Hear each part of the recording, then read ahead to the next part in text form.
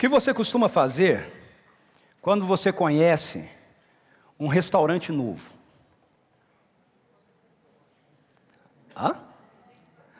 Indica para outra pessoa, muito bem. Veja, o que você faz depois que você come num bom lugar, que você apreciou a comida, o atendimento, o ambiente? Você faz a mesma coisa que a Luziara? Você costuma dizer assim: nossa, eu preciso contar desse restaurante para o meu amigo. Nossa, eu preciso voltar aqui com fulano. Eu preciso vir aqui com Beltrano, com Ciclano. Quando você encontra um amigo, você diz assim: ei, você já comeu naquele restaurante? Você sabe aquele restaurante novo que tem? Se o Evangelho é uma realidade em sua vida, se Jesus Cristo, Ele já revelou a glória de Deus a você, então, essas três coisas são realidades que precisam estar presentes na vida da gente. Uma nova identidade foi gerada na sua vida. Porque o Evangelho te alcançou, você tem uma nova identidade. Ou se o Evangelho te alcançar, você vai ter uma nova identidade. A identidade de filho, ou então de filha. E a identidade de um filho, de filha de Deus, que é santo. Então essas duas características fazem parte da nossa identidade. Somos filhos ou filhas e somos santos. Essa nova identidade vai nos conduzir a uma nova vida, então, de intimidade com Deus. Porque você vai ter consciência dessa sua identidade, de que você é filho, você é filha e que você é santo. Isso vai encher o seu coração de desejo, de aprofundar o seu relacionamento com Deus, de ter um novo nível de intimidade com Ele. Você vai entender que agora nós não temos mais que fugir de Deus, ter medo dEle, mas nós podemos viver seguros no amor dEle, confiados no privilégio que nós temos de usufruir da sua presença conosco. Essa é a ideia da glória. Quando nós entendemos a realidade da nossa identidade, nós percebemos a glória de Deus. Quando nós aprofundamos a nossa intimidade, nós sentimos a realidade da glória de Deus na nossa vida. E aí, algo tão maravilhoso assim, não deveria ser compartilhado? Não deveria ser contado para os outros? Assim como quando você conhece um novo restaurante, que você gosta tanto, e que você sente a necessidade de dizer para amigos e para contar para outras pessoas: ei, você já conhece aquele restaurante? Ei, você já comeu naquele lugar? Puxa, a comida de lá é maravilhosa. Da mesma forma, da mesma maneira, quando nós experimentamos essas duas realidades, a realidade da nossa identidade no Evangelho, em Cristo, que nos conduz a uma intimidade maior com o Pai, nós sentimos a necessidade de compartilhar isso com outras pessoas. Então, por que muitas vezes nós não fazemos isso? Por que muitas vezes nós ficamos calados? Por que é que a maioria de nós, ao invés de anunciar essa notícia tão extraordinária, tão maravilhosa, para um mundo que foi conhecida por nós, no lugar disso, ficamos calados, deixamos escondido? Talvez esse meu questionamento te leve a achar que isso é assim por causa do seu temperamento. Você pode dizer: bom, eu não costumo muito ficar falando com as pessoas sobre Deus, sobre o Evangelho, sobre a realidade daquilo que eu experimentei, porque eu sou uma pessoa muito tímida, eu sou uma pessoa acanhada. Talvez a sua resposta para esse meu questionamento seja a sua falta de conhecimento bíblico. Você diz assim: bom, eu não falo muito com as pessoas sobre o Evangelho, sobre Jesus, sobre Deus, porque eu tenho medo delas me fazerem perguntas sobre a Bíblia, e eu não conheço muitas coisas da Bíblia, tem um monte de coisas da Bíblia que eu tenho dúvida, então eu não sei muito bem como responder para elas, aí então eu acho melhor não falar nada. Talvez a sua resposta para esse meu questionamento seja o medo de você ser inconveniente com as pessoas. Eu não falo com as pessoas sobre o Evangelho, sobre Jesus, sobre a minha experiência com Deus, porque eu não quero ser inconveniente, cada um tem a sua religião, a gente precisa respeitar a religião do outro. Isso é uma ideia da nossa cultura. A nossa cultura argumenta em favor de se respeitar a opinião do outro. Veja, eu não estou dizendo que a gente tem que desrespeitar a outra pessoa, a gente pode compartilhar o evangelho com as pessoas sem desrespeitá-las. Mas eu estou dizendo que a nossa cultura incute na nossa mente a ideia de que a gente não pode fazer isso, porque apresentar a fé como sendo para outra pessoa é entrar numa área que na verdade é uma área de senso privado para a nossa cultura. Essa questão de fé, de religião é do senso privado. Então a nossa cultura incute na nossa cabeça de que nós não podemos tornar a nossa fé pública.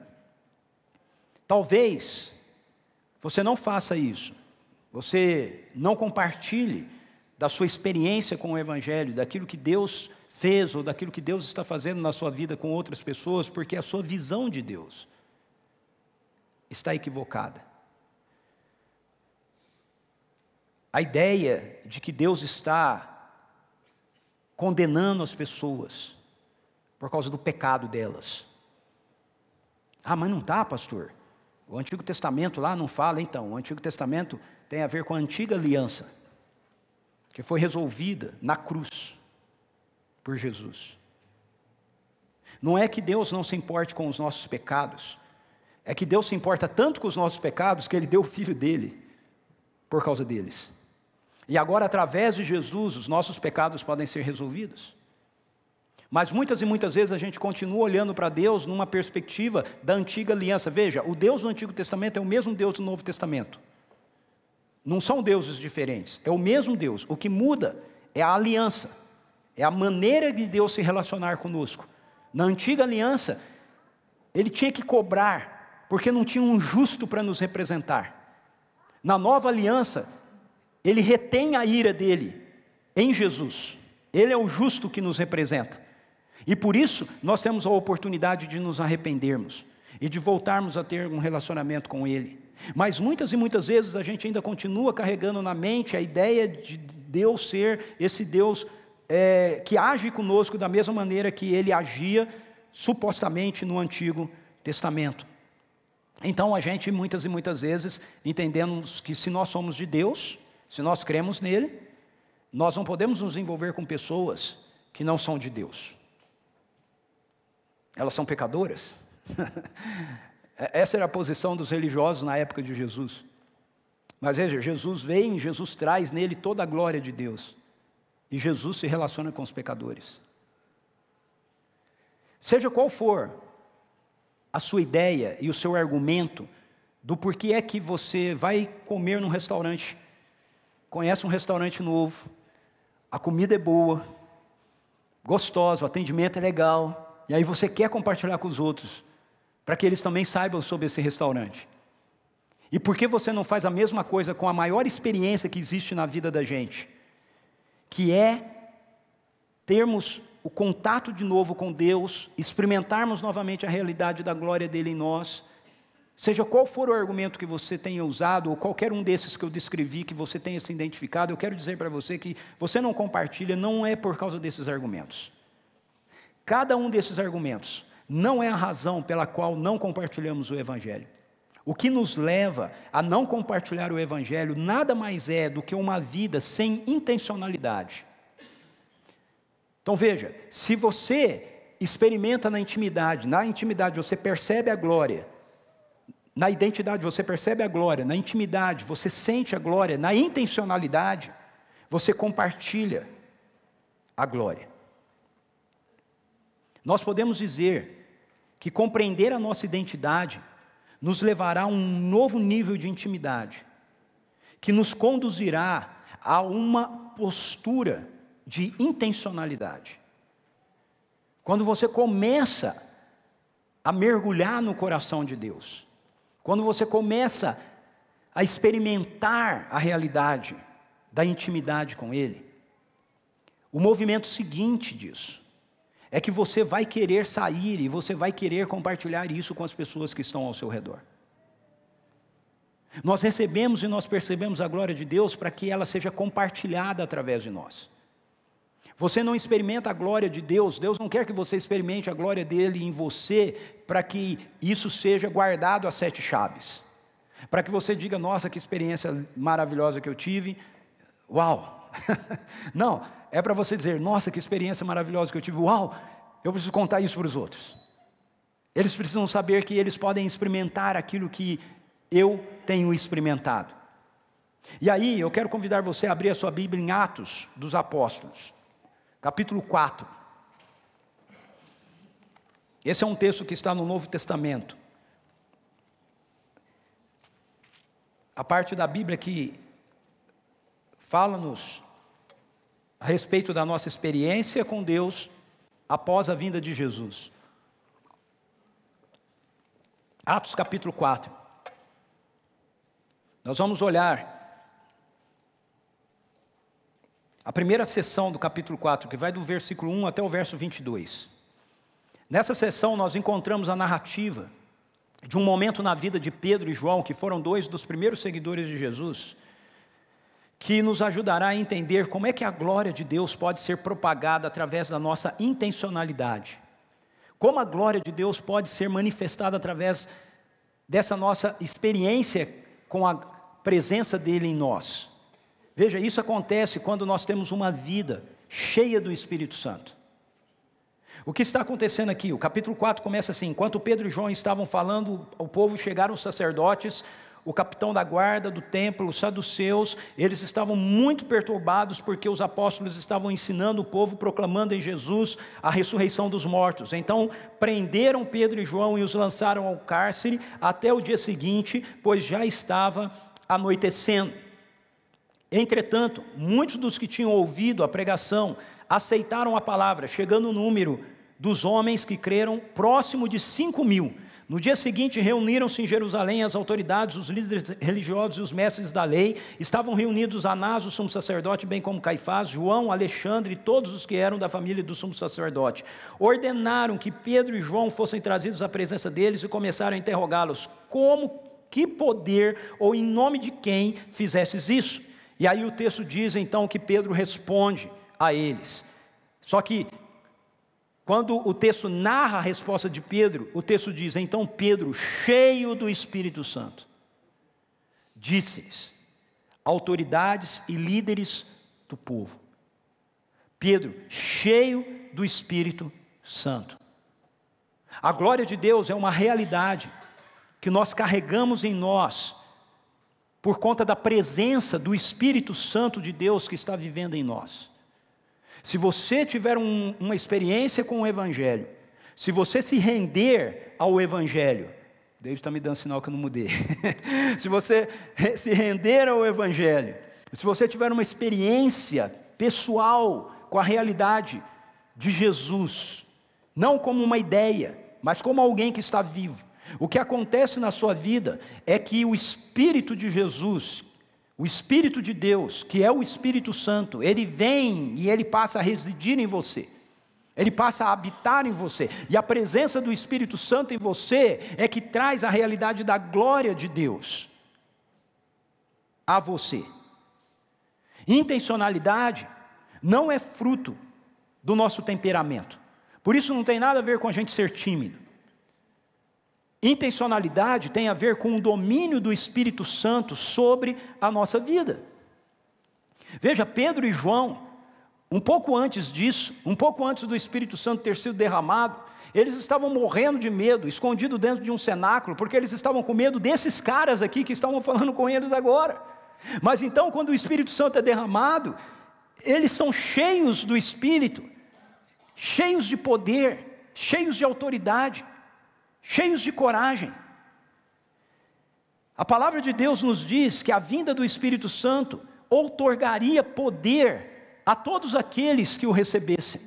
Veja Atos 1:8, diz assim: mas receberão poder quando o Espírito Santo descer sobre vocês, e serão minhas testemunhas em Jerusalém, em toda a Judéia e Samaria, até os confins da terra. Receberão poder quando o Espírito Santo vier sobre vós. Não tem nenhuma condição aqui. A única condição aqui é que o poder chegaria quando o Espírito Santo descesse sobre nós. Então, se o Evangelho te alcança, o Espírito Santo de Deus desce sobre você, há poder de Deus na sua vida. Esse poder é a experiência com a intimidade com uma pessoa, que é a pessoa do Espírito Santo. Então, nós precisamos vivenciar essa experiência. Jesus disse que sem Ele, nós não podemos fazer coisa alguma. Então, intencionalidade não tem a ver com nós sermos capazes, não tem a ver com o quanto de conhecimento nós temos da Bíblia, embora conhecer a Bíblia seja muito bom. Mas intencionalidade tem a ver com a perspectiva de nós dependermos de Jesus, dependermos do Espírito Santo. Não tem nada a ver com nosso temperamento, que nos qualifica como pessoas introvertidas ou extrovertidas. Intencionalidade passa por termos um estilo de vida que seja cheio da presença do Espírito Santo. É daí que vem a intencionalidade. E isso é viável através de uma contínua busca de relacionamento íntimo com Deus e de submissão à sua palavra. Veja, há um avivalista do país de Gales chamado Evan Roberts. Ele diz o seguinte sobre isso: precisamos tomar muito cuidado, primeiramente em fazer tudo aquilo que Deus diz. Segundo, levar todos os assuntos, mesmo os insignificantes, a Deus na oração. E terceiro, obedecer ao Espírito Santo. E quarto, dar toda a glória a Ele. Então, a presença do Espírito Santo de Deus que foi derramada em nós, ela se torna uma presença contínua em nós, à medida que nós mantemos uma relação de busca, de entrega, de dependência a Ele. E se o Espírito de Deus está em nós e Ele está sobre nós, então intencionalidade flui de nós com naturalidade, porque a palavra de Deus nos diz em 2 Timóteo capítulo 1 verso 7, que esse Espírito que nos é dado não é um espírito de covardia. Veja o que o texto diz: pois Deus não nos deu espírito de covardia, mas de poder, de amor e de equilíbrio. Então, intencionalidade não é uma questão de esforço da nossa parte, é uma questão de dependência. Coloque isso na sua cabeça, coloque isso no seu coração. Se você experimentou o Evangelho, você tem uma nova identidade. Essa nova identidade precisa te levar a uma nova intimidade. E essa intimidade que você tem com Deus vai fluir de você em intencionalidade, à medida que você mantém a sua dependência de Deus. Não à medida que você é mais capacitado, mais treinado, conhece mais, mas à medida que você é mais dependente de Deus. Essa glória de Deus, ela se revela através de nós em intencionalidade como uma vida que expressa também a sua bondade.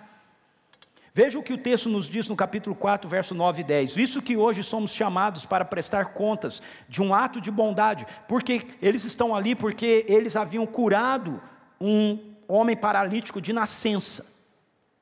Eles haviam dito para ele: em nome de Jesus, levanta e anda. E ele tinha sido curado. E como consequência da cura, eles começaram a compartilhar que Jesus estava vivo.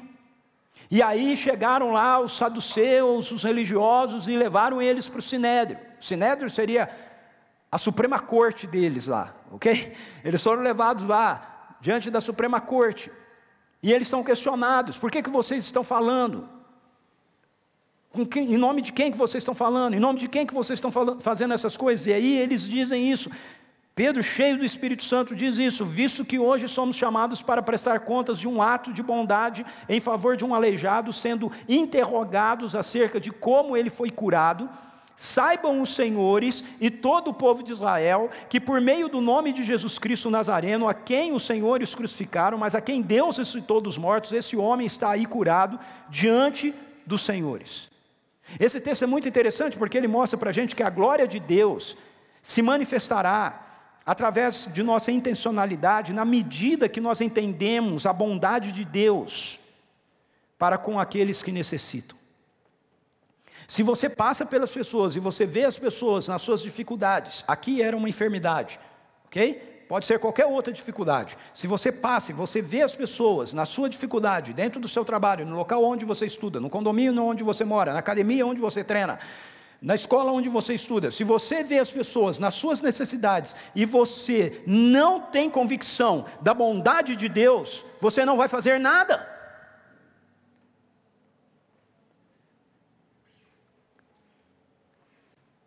Eu oro por um enfermo, e você ora por um enfermo, se você acreditar que Deus é bom e Deus quer fazer alguma coisa por ele. Senão você não vai fazer isso. E aí nós vamos arrumar argumentos e desculpas para justificar o porquê que nós não fazemos. A glória de Deus se manifestará através da nossa intencionalidade, à medida que a gente entende que Deus, o Deus que se revela em Jesus, é um Deus bom. De todos os atributos de Deus, a bondade de Deus é o atributo que a gente tem mais dificuldade. Eu tenho visto isso, eu vejo isso no seminário onde eu dou aula, eu vejo isso com pessoas com quem eu converso. Cristãos têm grande dificuldade de aceitar esse fato simples que é um atributo de Deus. Deus é bom. É assim que Jesus define Deus. Um jovem rico vem conversar com ele e diz para ele: bom mestre. Jesus diz para ele: por que você me chama bom? Bom só há um, é Deus. Por quê? Porque Jesus não é Deus? Não, porque ele não está reconhecendo Deus em Jesus. E Jesus disse: se você não está reconhecendo a presença de Deus em mim, então não me chame de bom. Porque bom só há um, é Deus. A nossa convicção da bondade de Deus é que vai nos levar à ação. Estar cheios do Espírito Santo e ter convicção da bondade dele. Pedro e João, eles se deparam com um homem que era mendigo e aleijado. Esse homem mendigo e aleijado, ele está pedindo dinheiro. Mas veja, esse homem, na verdade, não está precisando de dinheiro. O que ele estava precisando não era simplesmente de uma esmola. Ele precisava de um toque da bondade de Jesus. Lá em Atos 3, 6 a 8, nós temos a narrativa disso. Diz assim: disse Pedro: não tenho prata nem ouro, mas o que eu tenho, isso lhe dou. Em nome de Jesus Cristo Nazareno, ande.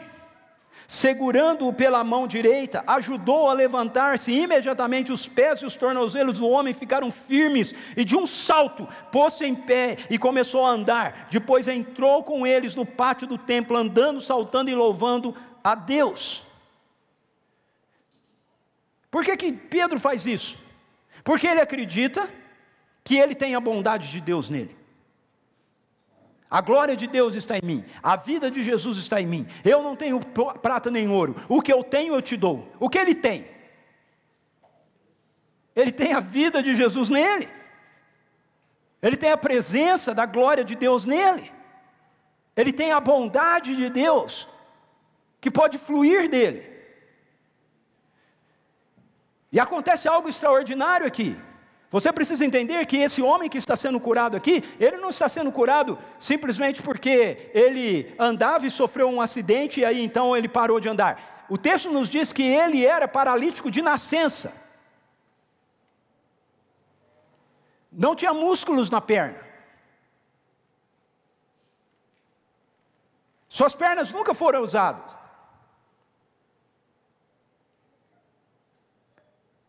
Ele nunca tinha andado. Eu acho que é por isso que Pedro pega ele pela mão e o levanta, porque ele nunca tinha feito aquilo. Nunca. Em nome de Jesus, o Nazareno, levante e anda. E pegou o cara e botou o cara de pé. E o texto nos diz que quando ele bota o homem de pé, as pernas dele são fortalecidas.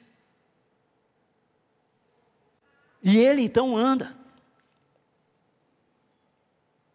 No seu ministério terreno, Jesus manifestava continuamente a glória de Deus, assim, por intermédio de estender a bondade de Deus, suprindo as mais diversas necessidades das pessoas. Veja, não é só cura. Quando a gente olha para o ministério de Jesus, a gente vê Jesus estendendo a bondade de Deus nas mais variadas formas. Ele estende a bondade de Deus, por exemplo, para Nicodemos, recebendo Nicodemos, que é um mestre da lei, que estava sem entender a lei. E aí ele começa a conversar com Nicodemos. Ele estende a bondade de Deus para Nicodemos, dizendo para ele: eu vou ter tempo para te ouvir, Nicodemos. Ele estende a bondade de Deus para um homem paralítico. Ele estende a bondade de Deus para uma mulher samaritana. A mulher samaritana não é curada, ela não precisa de cura, pelo menos não cura física, ela precisa de cura para suas emoções. Ela precisa ser acolhida e aceita. E é assim que Jesus estende a bondade de Deus para ela. Jesus estende a bondade de Deus para uma multidão que estava faminta, multiplicando pães e peixes e alimentando essa multidão. Jesus estende a bondade de Deus aceitando o toque de uma mulher prostituta que vem até ele e derrama óleo, perfume nos seus pés, beija os seus pés e enxuga os seus pés com os seus cabelos. E todo mundo começa a criticar a mulher e ele diz assim: os pobres vocês sempre vão ter com vocês, não falem mal dela. Deixe-na. Jesus demonstra a bondade de Deus se hospedando na casa de um homem que nenhum religioso da época queria se hospedar, chamado Zaqueu. Veja, todas as ações de Jesus são ações que demonstram a bondade de Deus, tanto da cura física, quanto da alimentar pessoas, quanto de se relacionar com pessoas com quem ninguém se relacionaria. Viver uma vida cheia do Espírito Santo nos capacita a fluir em sinais e maravilhas que suprem com a bondade de Deus as mais variadas necessidades das pessoas. Não apenas em termos físicos, mas a partir da nossa generosidade, a partir da nossa atenção, a partir do nosso acolhimento. Então, quando você está no seu trabalho, você está no seu condomínio, você está na rua, você está na padaria, em qualquer lugar, quando você está cheio do Espírito Santo, você olha para as pessoas e você enxerga a necessidade das pessoas, e o seu desejo é que a bondade de Deus flua de você para aquelas pessoas. A palavra de Deus nos diz que não há fé sem risco. Não existe fé em tese. Ok? Não existe fé em tese. Não existe fé conceitual. Fé é sempre prática.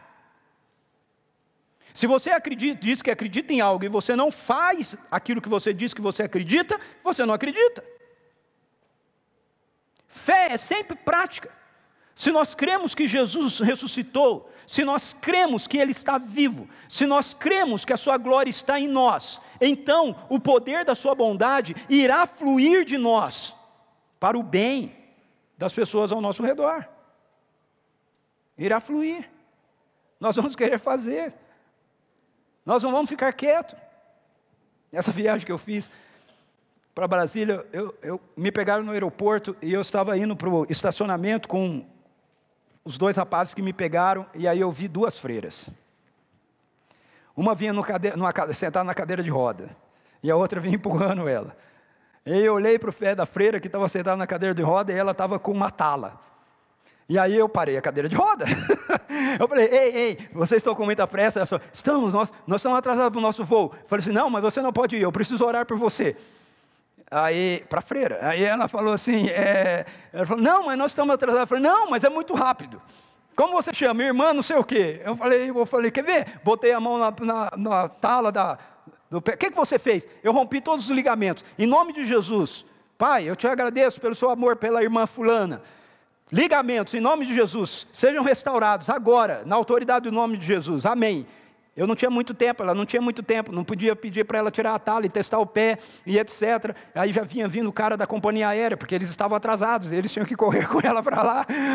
E aí eu disse para ela: ei, lembre-se de tirar a tala depois e testar para ver o que aconteceu. Ela falou: tá bom. Eu falei: então tá. E foi embora, e ela foi embora também. Veja, nós não podemos passar por pessoas que nós enxergamos tristeza nos olhos delas, angústia na face, alguma manifestação de enfermidade nelas, e simplesmente, se nós temos a glória de Deus em nós, simplesmente dar de ombros. Nós somos a solução de Deus para isso. Você é a solução de Deus para isso. Eu sou. O que fazemos diante das mais variadas necessidades de um mundo marcado pelo pecado, por pessoas que estão cativas pelo diabo, que veio para matar, roubar e destruir. Se você faz parte da igreja de Jesus, se o evangelho te alcançar, é hora da gente entender que, como povo de Deus, a nossa resposta para essas coisas não é a mesma resposta que todo mundo dá. Não é acusação, não é crítica.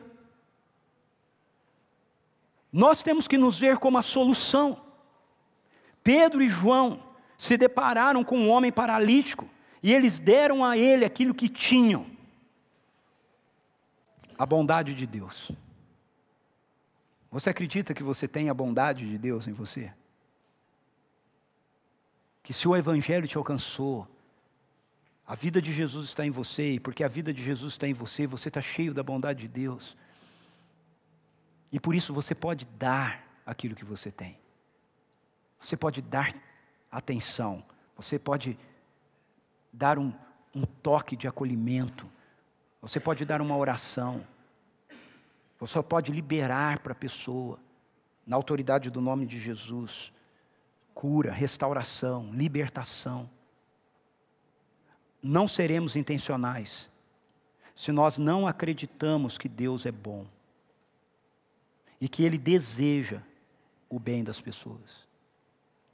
Se o nosso olhar for o olhar igual dos religiosos da época de Jesus, que pegam uma mulher em adultério e entendem que ela precisa ser apedrejada, se o nosso olhar não for o olhar de Jesus, que olha para a mulher e entende que pela lei ela devia ser apedrejada, mas que pela graça ela podia ser perdoada e coisas novas poderiam começar a acontecer na vida dela, nós não vamos compartilhar o evangelho. Se nós questionamos a bondade de Deus, nós travamos a nossa intencionalidade. Terceiro, essa intencionalidade flui como uma vida que demonstra a clareza do evangelho. Veja no verso 12, quando eles são questionados, na autoridade de quem eles fazem aquilo, eles dizem que eles estão fazendo na autoridade do nome de Jesus. E eles dizem: não há salvação em nenhum outro, pois debaixo do céu não há nenhum outro nome dado aos homens pelo qual devamos ser salvos. A glória de Deus se manifesta mediante essa realidade, mediante o evangelho. O evangelho é uma pessoa. O evangelho não é uma ideia. O evangelho é uma pessoa. O evangelho tem a ver com a pessoa de Jesus Cristo.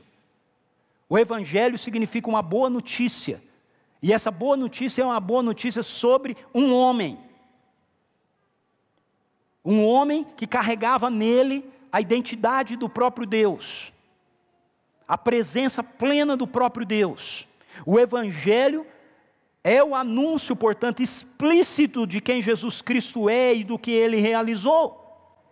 É isso que Pedro e João estão fazendo aqui. Eles não têm rodeios, eles não escondem. E nós estamos vivendo num momento da nossa geração, onde nós somos tentados o tempo todo a termos paliativos na hora de falarmos a respeito de quem Jesus é. De sermos meio cinzas, e não preto no branco, sobre quem Jesus é. Mas a gente tem que ter coragem, como Pedro e João. Nesse ponto, Pedro e João foram absolutamente claros ao dizerem que a única forma de salvação que o mundo pode experimentar é aquela que vem da pessoa de Jesus Cristo. Preste atenção, porque talvez você esteja aqui e precise ouvir isso, e precise entender isso. Jesus não é uma opção, Jesus não é mais um caminho que Deus coloca diante de nós. Ele é o único caminho, Ele é o único meio. Deus deseja a salvação de toda a humanidade, mas Ele não irá salvar toda a humanidade, porque a salvação é apenas para aqueles que se veem na sua rebelião contra Ele, arrependem-se e se colocam em submissão ao governo amoroso de Deus em Jesus Cristo. Esse é o Evangelho. Não há salvação debaixo do céu em nenhum outro nome. A igreja não pode te salvar. Buda não pode te salvar. Kardec não pode te salvar. Maria não pode te salvar. Apóstolos não podem te salvar. Pastores não podem te salvar. O Papa não pode te salvar. Religião alguma pode salvar. Nem o cristianismo pode salvar. O único que pode salvar é Jesus Cristo. Ele é o único. Não há debaixo do céu nenhum outro nome. Nenhum outro. É o que as Escrituras nos dizem. Se nós temos dúvidas sobre isso, se nós temos dúvidas sobre a eficácia do poder redentor de Jesus Cristo, de que o Evangelho é o poder de Deus para a salvação de todo que crê, então nós não vamos ter intencionalidade. Nós vamos ter medo. Nós não vamos compartilhar. Nós não vamos falar. Isso aí é mais ou menos como você ir num restaurante e você ter dúvida se a comida realmente é boa. Você não vai dizer: ah, não sei não, essa comida é mais ou menos. Veja, o apóstolo Paulo sempre pedia para que a igreja orasse, para que ele não tivesse qualquer dúvida quanto a abrir a sua boca para proclamar a verdade do Evangelho. Olha esse texto de Efésios 6, 19 e 20. Orem também por mim, para que quando eu falar, seja-me dada a mensagem, a fim de que destemidamente torne conhecido o mistério do Evangelho, pelo qual sou embaixador, preso em correntes. Orem para que, permanecendo nele, eu fale com coragem, como me cumpre fazer. Eu preciso disso. Todos os dias eu preciso dessa oração. Todos os dias você precisa dessa oração. Sem Ele nada podemos fazer. Nós precisamos dizer: Senhor, nós precisamos que o Senhor nos dê a palavra ao abrir da nossa boca, nos dê a coragem, não nos deixe negociar a realidade de quem Jesus é e do que Ele fez. Nós vivemos em uma sociedade onde a verdade é relativa. E essa verdade relativa, ela está relacionada às preferências das pessoas. Eu prefiro isso, eu prefiro aquilo outro. Então, para mim, aquilo que eu prefiro é a verdade. Mas o Evangelho não é uma verdade. Ele é a verdade. Você já crê nisso? Se você não crê ainda, se você não entendeu ainda, se você não acredita ainda, se você não entendeu do jeito que eu falei aqui ainda, esse é um momento para você dizer: Jesus, perdoa-me. Eu quero me render a Ti. Eu tenho confiado nos meus esforços, eu tenho confiado na minha religiosidade, eu tenho confiado nas minhas boas obras, eu tenho confiado no fato de que eu nasci e cresci dentro da igreja presbiteriana. Nada disso vai te salvar. Você precisa dizer: Jesus, eu me arrependo da minha rebelião contra o Senhor. E eu reconheço que aquilo que o Senhor fez por mim é o que pode me reconciliar com o Pai. E eu me rendo a isso. E se você fizer isso agora, assim, você está salvo. A realidade da justificação de Deus vai entrar na sua vida. A vida de Jesus vai entrar em você. E você vai ser uma nova criatura. Você vai ter nascido de novo. Então, se você tem dúvida quanto a isso, esse é o momento de você dizer: Pai, me dê fé para crer nisso. Ele vai te dar. Porque se você tem dúvida, você realmente não vai conseguir compartilhar o Evangelho. Lembre-se que a verdade revelada não é uma opinião. A verdade revelada não é nem mesmo uma doutrina, ou um ensino, um conteúdo sobre algo. A verdade revelada é uma pessoa. A pessoa de Jesus Cristo. Ele precisa ser apresentado.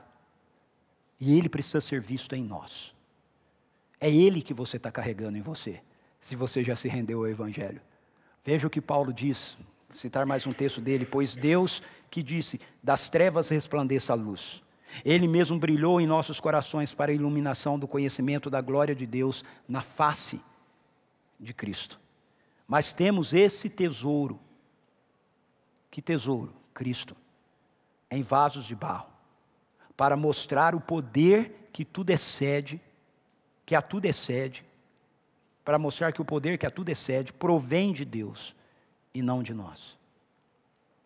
Você carrega, se você se render à vida de Jesus, a vida dele em você. Não uma ideia, a vida. Por fim, essa intencionalidade acontece na nossa vida por carregarmos a glória de Deus como uma vida que teme mais a Deus do que aos homens. Veja, quando Pedro dá essa resposta para eles, de que a questão é o Evangelho, de que nada pode abrir mão relacionado ao Evangelho, eles viram-se para Pedro e João e eles insistem com eles que eles não podem mais falar no nome de Jesus. Eu estava vindo para cá, hoje de manhã, com a Suzy e com o Wesley, no nosso carro, e a Suzy estava conversando comigo sobre... nós trabalhamos, somos diretores, né, na Mocidade para Cristo do Brasil, numa missão. A Suzy, ela cuida da parte pastoral dos missionários, e alguém escreveu para ela falando de um trabalho que estava sendo realizado numa escola, e que nesse trabalho, na escola, o diretor tinha mandado um áudio, que encaminhou para a Suzy ouvir, e o diretor dizia assim para a pessoa: não, vocês podem fazer, mas não pode falar de Jesus. Nós vivemos uma sociedade assim. Elas querem que a gente faça coisas boas, mas eles não querem que você fale a respeito do Rei dos Reis e do Senhor dos Senhores. E eu disse para ela, isso é um assunto já resolvido dentro da Mocidade para Cristo. Se a escola não quer, nós não fazemos nada, porque nós falamos o nome de Jesus. É o que está acontecendo aqui. Eles estão sendo proibidos, novamente eu quero mencionar isso para você. Eles não estão diante de qualquer pessoa. Eles não estão diante de um diretor de escola. Eles estão diante da Suprema Corte de Israel. Seria como você ir hoje na Suprema Corte, ok? Lá no Supremo Tribunal Federal. Está na frente daqueles juízes que se acham deuses. E aí eles dizem assim para você, você não pode mais fazer isso, nós estamos mandando. E é isso que eles falaram para Pedro e João. E o texto diz que, mas Pedro e João responderam, julguem os senhores mesmos se é justo aos olhos de Deus obedecer aos senhores e não a Deus. A glória de Deus se manifesta através da nossa intencionalidade, à medida que nós tememos mais a Deus do que os homens. Eles dizem, nós não podemos deixar de falar disso. Nós não podemos ouvir e obedecer os senhores, porque nós ouvimos e nós temos que obedecer a Deus. Nós temos que escolher quem obedecer. E aí julguem vocês, é melhor obedecer a vocês ou é melhor obedecer a Deus? A glória de Deus se manifesta através da nossa intencionalidade, à medida, então, que nós tememos mais a Deus do que os homens. Muitos dos nossos argumentos para justificar a nossa falta de intencionalidade na manifestação da glória de Deus, nada mais é do que ilusões que nós alojamos em nossos corações. Veja, Pedro e João foram confrontados e eles foram exortados a não compartilharem mais nada sobre Jesus. Nada. Pedro e João simplesmente responderam que não podiam obedecer, porque eles tinham que obedecer a Deus. Eles não podiam deixar de falar daquilo que eles haviam vivido, daquilo que eles haviam experimentado. A sequência do texto ele diz isso, porque nós não podemos deixar de falar do que temos visto e ouvido. É o restaurante. não é uma mera questão de ler o cardápio. Se você só ler o cardápio, você não diz para a pessoa ir no restaurante. O cardápio pode ser bonito, mas você não sabe se a comida é boa. Você só compartilha o restaurante depois que você provou a comida. Contra fatos, não há argumentos. Eu comi, eu sei que é bom. Não posso deixar de falar daquilo que vimos e ouvimos. É o que diz Pedro.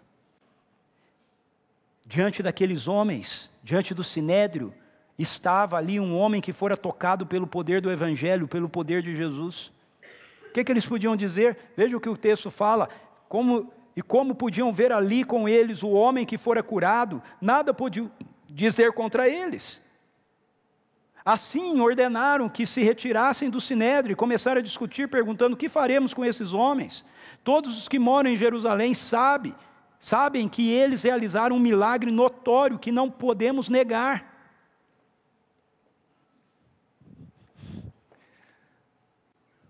Se eu comer a comida, eu tenho um fato. O cara pode vir para mim e falar que o restaurante não é bom, mas eu sei que é bom, eu comi. Eu provei. Se eu degustei o vinho, e ele é um bom vinho, o sujeito pode dizer para mim: não, mas esse vinho não é bom. Mas eu sei que é, porque eu provei. Veja, meus irmãos e irmãs, amigos e amigos, é hora da igreja parar de simplesmente mostrar o cardápio. Nós precisamos manifestar a evidência. Nós precisamos proclamar com palavra e poder. Se nós experimentarmos a realidade da ressurreição de Jesus Cristo fluindo de nós, nós também não podemos deixar de falar do que temos visto e ouvido. Muitas vezes a nossa falta de intencionalidade é simplesmente resultado do fato de que nós temos ouvido, mas nós não temos visto. Por isso é tão importante os testemunhos. Por isso é tão importante as ações de amor que a gente realiza. Muitas vezes a meninada nossa participa. Porque eles não só ouvem, eles veem. Veja, Pedro não diz para eles assim: nós não podemos deixar de falar do que ouvimos. Ele diz: nós não podemos deixar de falar do que vimos e ouvimos. Eu não posso deixar de falar quando eu vejo a atuação de Jesus na minha vida. Eu sei que é real. Não é uma ideia. Não é um conceito. Eu garanto para você. Venha experimentar. Meu convite não é para que você acredite em algo que eu estou dizendo. O meu convite é para que você experimente e veja que isso é verdade. Experimente a vida dele em você. Ver e ouvir precisam andar de mãos dadas. Palavra e poder são ambas parte do Evangelho do Reino de Deus. Então, para que o mundo pare de dizer Icabode, a glória de Deus foi embora, Deus está lá em cima no céu, Ele não é o mesmo da época dos apóstolos, Ele não faz mais as mesmas coisas que a gente lê nas Escrituras. A igreja precisa ser aquilo que Jesus planejou que ela fosse. Jesus diz: vocês são a luz do mundo.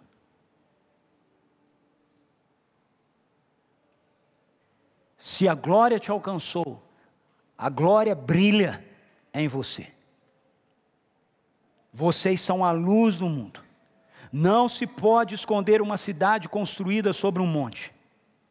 E também ninguém acende uma candeia e a coloca debaixo de uma vasilha. Ao contrário, coloca no lugar apropriado, assim ilumina a todos os que estão na casa. Assim brilhe a luz de vocês diante dos homens, para que vejam as suas boas obras e glorifiquem ao Pai de vocês que está nos céus.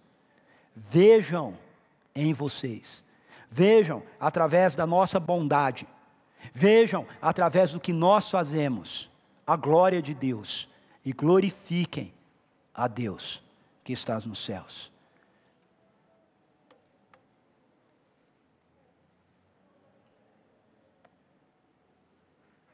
Isso não tem idade.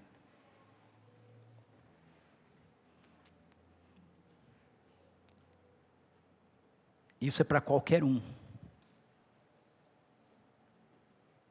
que ouse se render, que diga: Senhor, eu sou luz, eu não vou ficar debaixo de uma cadeira.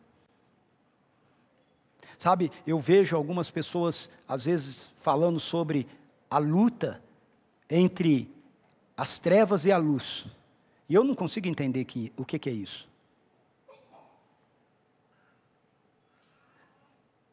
A única vitória das trevas sobre a luz é se você limita a luz. É o que Jesus está dizendo aí.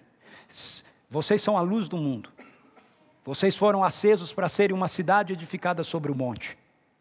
Mas se você acende a luz e coloca ela debaixo da cadeira, o limite da sua iluminação vai ser restrito. Por isso ele diz: ninguém acende uma candeia para botar debaixo de uma cadeira, mas colocar no velador, no alto, para que ilumine toda a casa.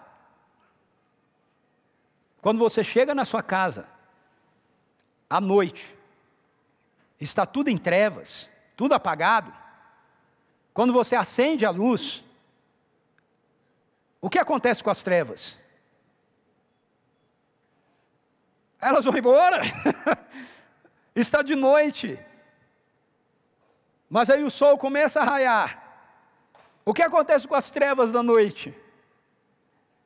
Elas vão embora. É simples assim. Você não acende a luz na sua casa e a luz começa a brilhar e as trevas começam a resistir, né? E aí a luz vai forçando e vai aos poucos iluminando cada vez mais. Não! O sol vai subindo e à medida que ele vai ficando mais alto, as trevas vão sendo banidas. Nós somos levantados para sermos a glória de Deus nesse mundo, para que a glória dele manifeste-se através de nós. As trevas não podem te resistir, elas não podem me resistir, a não ser que eu limite a minha luz.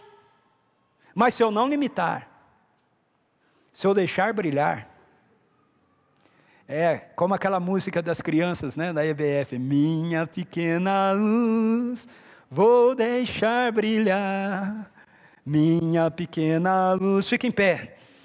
Vou deixar brilhar, minha pequena luz, vou deixar brilhar.